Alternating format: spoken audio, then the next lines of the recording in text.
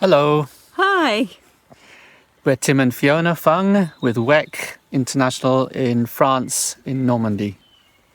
Yeah, during this pandemic, actually, we were really blessed that our kids could come home and be with us during lockdown. At the beginning, both Tim and I were unwell with COVID, but it was light and we're fine now. And we've been really blessed actually having this lovely garden, as you see behind us. And we've been able to, now restrictions have eased, bless others in our church as well who've been able to come and enjoy the garden, especially those in apartments in town. So I will be heading off soon with Jasmine and Aaron and Danielle back to the UK.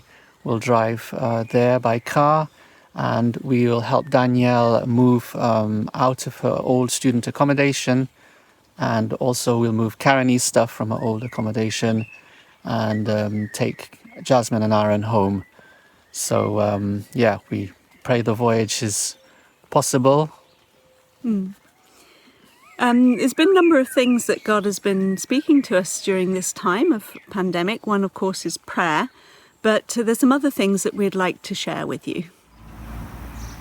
One of the things God has put on our hearts is an urgency and renewed passion to spread the gospel. How can we so widely in France, with our like laws, how can we equip the church to do this more?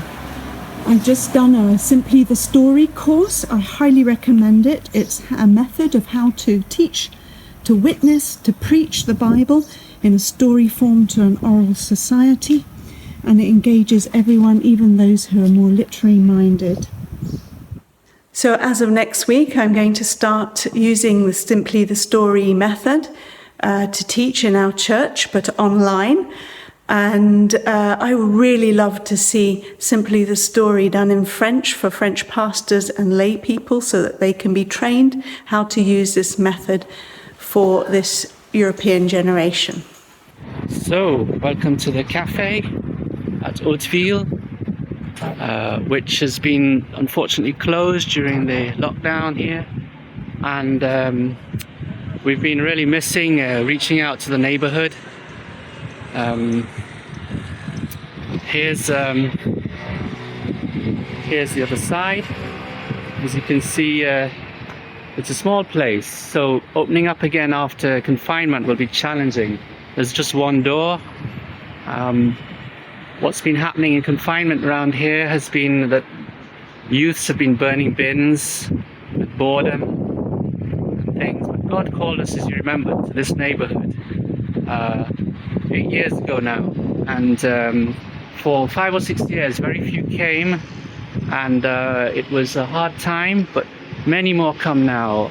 And new people are discovering it all the time, which is wonderful. We get to pray for them, for healing, for blessing, and really the question is, how should we open up now to bless again the ministry?